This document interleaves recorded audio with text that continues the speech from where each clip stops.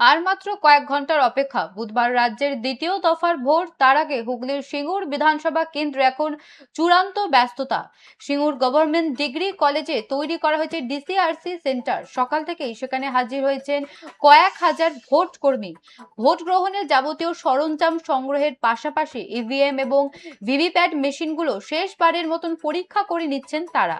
সিঙ্গুর বিধানসভা কেন্দ্রে এবার মোট 290টি বুথে ভোট গ্রহণ হবে। নির্বাচন পরিচালনার জন্য নিয়োগ করা হয় 1170 জন দক্ষ ভোট কর্মীকে।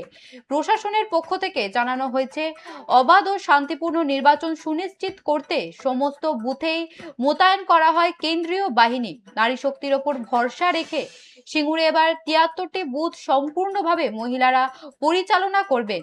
মহিলা ভোট কর্মীদের মধ্যেও যথেষ্ট উৎসাহ লক্ষ্য করা যায়।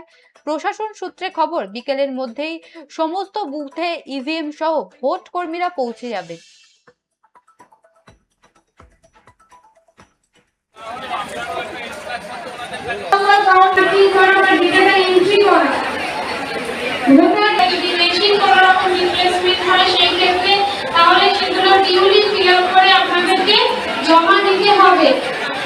জমা দিতে হবে যখন এই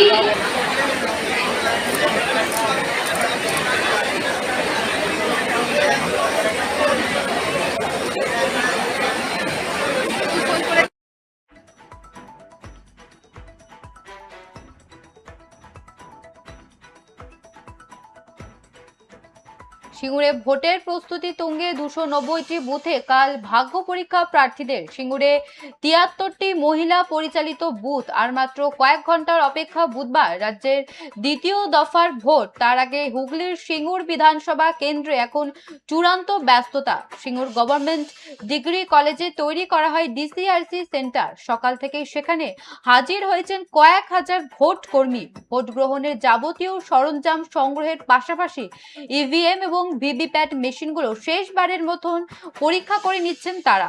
সিঙ্গুর বিধানসভা কেন্দ্রে এবার মোট 290টি বুথে ভোট গ্রহণ হবে। নির্বাচন পরিচালনার জন্য নিয়োগ করা হয় 1170 জন দক্ষ ভোট কর্মীকে। প্রশাসনের পক্ষ থেকে জানানো হয়েছে, অবাধ ও শান্তিপূর্ণ নির্বাচন সুনিশ্চিত করতে সমস্ত বুথেই মোতায়েন করা হয় কেন্দ্রীয় বাহিনী।